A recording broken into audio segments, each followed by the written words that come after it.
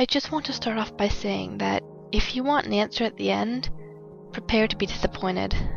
There just isn't one. I was an intern at Nickelodeon Studios for a year in 2005 for my degree in animation. It wasn't paid, of course. Most internships aren't, but it did have some perks beyond education. To adults, it might not seem like a big one, but most kids at the time would go crazy over it. Now, since I worked directly with the editors and animators, I got to view the new episodes days before they aired. I'll get right to it without giving too many unnecessary details. They had very recently made the Spongebob movie, and the entire staff was somewhat sapped of creativity, so it took them longer to start up the season. But the delay lasted longer for more upsetting reasons. There was a problem with the Series 4 premiere that set everyone and everything back for several months. Me and 2 other interns were in the editing room, along with the lead animators and sound editors for the final cut. We received the copy that was supposed to be Fear of a Krabby Patty, and gathered around the screen to watch. Now, given that it isn't the final yet, animators often put up a mock title card, sort of an inside joke for us, with phony, oftentimes lewd titles, such as How Sex Doesn't Work instead of Rockabye Bivalve when SpongeBob and Patrick adopt a sea scallop. Nothing particularly funny, but work-related chuckles. So when we saw the title card Squidward Suicide, we didn't think it more than a morbid joke. One of the interns did a small throat laugh at it. The happy-go-lucky music plays, as is normal. The story began with Squidward practicing his clarinet, hitting a few sour notes like normal. We hear SpongeBob laughing outside, and Squidward stops, yelling at him to keep it down as he has a concert that night and needs to practice. SpongeBob says okay, and goes to see Sandy with Patrick. The bubble splash screen comes up, and we see the ending of Squidward's concert. This is when things begin to seem off. While playing, a few frames repeat themselves, but the sound doesn't. At this point, the sound is synced up with the animation, so yes, that's not common. But when he stops playing, the sound finishes as if the skip never happened. There's a slight murmuring in the crowd before they begin to boo him. Not normal cartoon booing that is common in the show, but you could very clearly hear malice in it. Squidward's in full frame and looks visibly afraid. The shot goes to the crowd, with SpongeBob in center frame, and he too is booing, very much unlike him. This isn't the oddest thing, though. What is odd is everyone had hyper-realistic eyes, very detailed. Clearly not shots of real people's eyes, but something a bit more real than CGI. The pupils were red. Some of us looked at each other, obviously confused, but since we weren't the writers, we didn't question its appeal to children yet. The shot goes to Squidward sitting on the edge of his bed, looking very forlorn. The view out his porthole window is of a night sky, so it isn't very long after the concert. The unsettling part is, at this point, there is no sound. Literally no sound. Not even the feedback from the speakers in the room. It's as if the speakers were turned off, though their status showed them working perfectly. He just sat there, blinking, in this silence for about 30 seconds. Then he started to sob softly. He put his hands, tentacles, over his eyes, and cried quietly for a full minute more, all the while a sound in the background very slowly growing from nothing to barely audible. It sounded like a slight breeze through a forest. The screen slowly begins to zoom in on his face. By slow, I mean it's only noticeable if you look at shots 10 seconds apart side by side. His sobbing gets louder, more full of hurt and anger. The screen then twitches a bit, as if it twists in on itself for a split second, then back to normal. The wind through the trees slowly gets louder and more severe, as if a storm is brewing somewhere. The eerie part is this sound and Squidward's sobbing sounded real, as if the sound wasn't coming from the speakers, but as if the speakers were holes the sound was coming through from the other side. As good a sound as the studio likes to have, they don't purchase the equipment to be that good to produce sounds of that quality. Below the sound of wind and sobbing, very faint, something sounded like laughing. It came at odd intervals and never lasted more than a second, so you had a hard time pinning it. We watched this show twice, so pardon me if things sound too specific, but I've had time to think about them.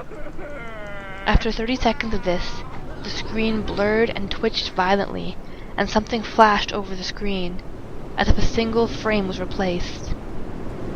The lead animation editor paused and rewound the frame. What we saw was horrible. It was a still photo of a dead child.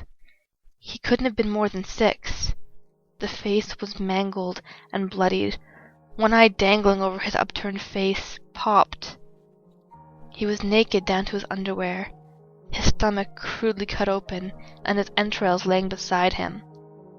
He was lying on some pavement that was probably a road. The most upsetting part was that there was a shadow of the photographer. There was no crime tape, no evidence tags or markers, and the angle was completely off for a shot designed to be evidence. It would seem the photographer was the person responsible for the child's death. We were of course mortified, but pressed on, hoping that it was just a sick joke. The screen flipped back to Squidward, still sobbing louder than before, and half-body in frame. There was now what appeared to be blood running down his face from his eyes. The blood was also done in hyper-realistic style, looking as if you touched it, you'd get blood on your fingers. The wind sounded now as if it were that of a gale blowing through the forest. There were even snapping sounds of branches. The laughing, a deep baritone, lasting at longer intervals and coming more frequently. After about 20 seconds, the screen again twisted and showed a single frame photo. The editor was reluctant to go back. We all were, but he knew we had to. This time, the photo was that of what appeared to be a little girl, no older than the first child. She was laying on her stomach, her barrettes in a pool of blood next to her. Her left eye was popped out and popped, naked except for underpants. Her entrails were piled on top of her, above another crude cut along her back. Again, the body was on the street, and the photographer's shadow was visible. Very similar in size and shape to the first. I had to choke back vomit, and one intern, the only female in the room, ran out. The show resumed. About 5 seconds after this photo played, Squidward went silent, as did all sound. Like it was when the scene started. He put his tentacles down, and his eyes were done in hyper-realism, like the others were in the beginning of the episode. They were bleeding, bloodshot, and pulsating. He just stared at the screen, as if watching the viewer. After about 10 seconds, he started sobbing, this time not covering his eyes. The sound was piercing and loud, and most fear-inducing of all is his sobbing was mixed with screams. Tears and blood were dripping down his face at a heavy rate. The wind sound came back, and so did the deep voice laughing, and this time, the photo lasted for a good 5 frames. The animator was able to stop it on the 4th, and backed up. This time, the photo was of a boy, about the same age, but this time the scene was different. The entrails were just being pulled out from a stomach wound by a large hand, the right eye popped and dangling, blood trickling down it. The animator proceeded. It was hard to believe, but the next one was different, but we couldn't tell what. He went on to the next. Same thing. He went back to the first and played them quicker, and I lost it. I vomited on the floor, the animating and sound editors gasping at the screen. The 5 frames were not as if they were 5 different photos. They were played out as if they were frames from a video. We saw the hands slowly lift out the guts. We saw the kid's eyes focus on it. We even saw 2 frames of the kid beginning to blink. The lead sound editor told us to stop. He had to call on the creator to see this. Mr. Hillenberg arrived within about 15 minutes. He was confused as to why he was called down there, so the editor just continued the episode. Once the few frames were shown, all screaming, all sound again stopped. Squidward was just staring at the viewer, full frame of the face, for about 3 seconds. The shot quickly panned out, and the deep voice said, "Do it." and we see in Squidward's hands a shotgun. He immediately puts the gun in his mouth and pulls the trigger. Realistic blood and brain matter splatters the wall behind him and his bed, and he flies back with the force. The last 5 seconds of the episode show his body on the bed, on his side, one eye dangling on what's left of his head above the floor, staring blankly at it. Then the episode ends. Mr. Hillenburg is obviously angry at this. He demands to know what the heck was going on.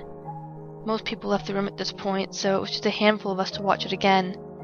Viewing the episode twice only served to imprint the entirety of it into my mind and cause me horrible nightmares. I'm sorry I stayed. The only theory we could think of was the file was edited by someone in the chain from the drawing studio to here. The CTO was called in to analyze when it happened. The analysis of the file did show it was edited over by new material. However, the timestamp of it was a mere 24 seconds before we began viewing it. All equipment involved was examined for foreign software and hardware, as well as glitches, as if the timestamp may have glitched and showed the wrong time, but everything checked out fine. We don't know what happened, and to this day, nobody does. There was an investigation due to the nature of the photos, but nothing came of it. No child scene was identified, and no clues were gathered from the data involved, nor the physical clues in the photos. I never believed in unexplainable phenomena before, but now that I've had something happen, and I can't prove anything about it beyond anecdotal evidence, I think twice about things.